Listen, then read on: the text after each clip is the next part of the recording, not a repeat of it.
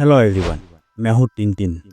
आपने मेरी कई एडवेंचर्स की कहानियाँ सुनी होगी, जिसमें अधिकतर कहानियाँ खजाने की खोज करना या फिर कुछ ऐसी मिस्ट्री जिस तक पहुँचना हर ट्रेजर हंटर का सपना होता है। और मैंने भी बहुत सारे ऐसे ट्रेजर हंट किए हैं। तुम लोगों को वो यूनिकॉर्न वाला राज तो पता ही होगा, जिसे मैं, कैप्टन हैडक और स्नो ने मिलकर पर्दाफाश किया था।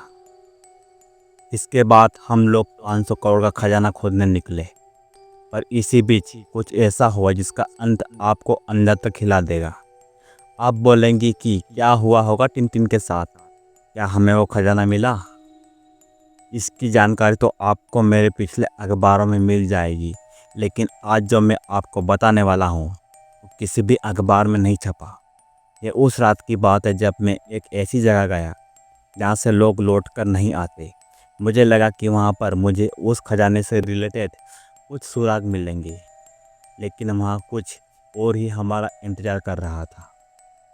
वहाँ पर था एक पुराना वीरान महल, जिसे लोग भूतों का घर कहते थे। कहते हैं वहाँ कोई काली आत्मा रहती है, पर मैं हूँ टिनटिन। रहस्य के पीछे जाना मेरी फितरत है। तो चलिए, मैं आपको उस रात की हर खौफनाक पल की हकीकत बता रहा हूँ, ठीक वैसे जैसे मैंने उस रात महसूस किया था। सब कुछ शुरू हुआ एक पुरानी चिट्ठी से, जो मुझे एक अनजान पते से मिली थी। उसमें सिर्फ एक लाइन लिखी थी, अगर सच्चाई जाननी है तो उस महल में आओ। मुझे खुशी हुई, चलो कुछ तो हिंट मिला, और थोड़ी मन में हैरानी भी थी। कौन सी सच्चाई? चिट्ठी किसने भेजी? और कोई मेरी क्यों मदद करना चाहेगा? और इसके बारे में कैप्टन हैडक और प्रोफेसर कैलकुलस को मैंने सब बताया, और तय हुआ कि उसी रात हम निकलेंगे। स्नोई तो हमेशा तैयार रहता है। बहुत देर चलने के बाद हम एक गांव में पहुंचे और उस महल के बारे में पूछताछ की। गांव के लोग हमें रोक रहे थे। वो बोले, मत जाओ टिनटिन, वो जगह खतरे से खाली नहीं है। तभी कैप्टन हैंडक बोले, अरे भाई, ऐसा क्या है उस महल में?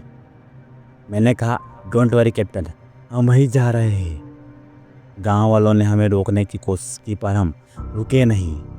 महल तक का रास्ता जंगल से होकर जाता था, और रास्ते में हमें अजीब सी आवाज़ें सुनाई दे रही थी, जिससे कोई हमें छुप कर देख रहा हो। हमारा एडवेंचर अब धीरे धीरे डर में बदलने लगा था, और वापसी का तो कोई इरादा ही नहीं था। जैसे ही हम महल के पास पहुंचे, उसका दरवाज़ा खुद ब खुद कर्र की आवाज़ के साथ खुल गया। कोई वहाँ था या हमें बुला रहा था। महल की दीवारें धूल से भरी थी, और हर कोने से सड़ी हुई लकड़ी की बदबू आ रही थी। कैप्टन हैडक बार बार बोल रहे थे, लेस्ट्रीन, पेंसक्लेस में ये जगह ठीक नहीं लग रही। पर मैं ध्यान दे रहा था। एक पेंटिंग जिसमें एक साधु के चेहरे पर काली पट्टी थी और आंखें लाल। स्नो ने डर के मारे भौंकना शुरू कर दिया। पता नहीं वो इस तरह की हरकत क्यों कर रहा था। वैसे वो भी बहुत बहादुर है, आपने यूनिकॉर्न वाले केस में देख ही लिया हो। और फिर अचानक एक खिड़की से नीली रोशनी चमकी, जिसे देखकर प्रोफेसर कैलकुलस अचानक ट्रेंस में आ गए और चल पड़े अकेले महल के अंदर की ओर। मैं और हैडक कैलकुलस के पीछे गए, लेकिन वो कहीं नहीं दिखे। हमने महल के बहुत अंदर जाकर देखा। वहाँ पर एक बड़ा कमरा था, जिसमें बहुत सारे शीशे लगे हुए थे। मैंने एक शीशे में देखा, और उसमें मेरा चेहरा नहीं, बल्कि एक काले कपड़े में लिपटे भिक्षु का चेहरा था। वो कुछ तो बुदबुदा रहा था, मुझे मुक्त करो, मैं इंतज़ार कर रहा हूँ। मैंने हैडक से कहा, कुछ तो गड़बड़ है। ये जितना अजीब है, असलियत में उससे भी खतरनाक है। इस नई दीवार के एक हिस्से को घूर रहा था, और वहाँ एक गुप्त दरवाजा था। उसे जैसे ही धक्का दिया तो एक सीक्रेट टनल खुल गई। हम दोनों उस टनल में उतर गए या हर कदम के साथ डर और सन्नाटा गहरा होता जा रहा था। टनल के आखिरी में एक बड़ा हॉल था और उसके बीच में प्रोफेसर कैलकुलस बेसुध पड़े हुए थे। उनके चारों तरफ काले धुएं की तरह कुछ घूम रहा था। मैंने जैसे ही उन्हें उठाने की कोशिश की, वो धुआं इंसानी शक्ल में बदल गया। वहीं बिच्छू जैसा चेहरा, उसकी आंखें आग जैसी जल रही थी और एक भयानक आवाज आई, तुमने मेरी शांति भंग की है।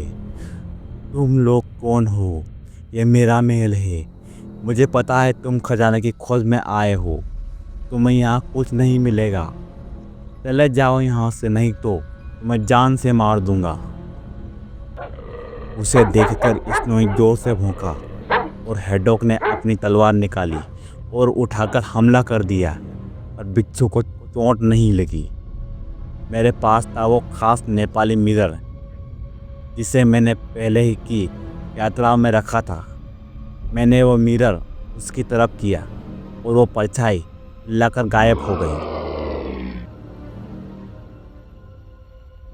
प्रोफेसर कैलकुलस धीरे धीरे होश में आए और बोले, वो मुझे अपनी जगह कैद करना चाहता था। हम तीनों उसी गुप्त रास्ते से वापस लौटे। महल अब शांत था, इससे कुछ हुआ ही ना हो। लेकिन दरवाजे के पास वही चिट्ठी दोबारा मिली। इस बार बस एक लाइन लिखी थी, अगली बार फिर मिलेंगे। मैं सोच रहा था, क्या वो आत्मा सच में है या ये बस एक शुरुआत थी। जवाब अभी तक नहीं मिला, पर एक बात तय है, वो महल अब भी किसी को बुलाता है और शायद अगली बार कोई और नहीं, मैं ही जाऊं, अकेले।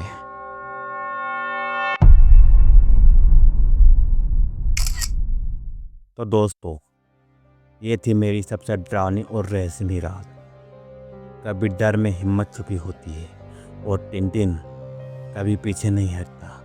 अगर आपको ये कहानी पसंद आई हो तो अगली बार फिर मिलेंगे एक और एडवेंचर के साथ।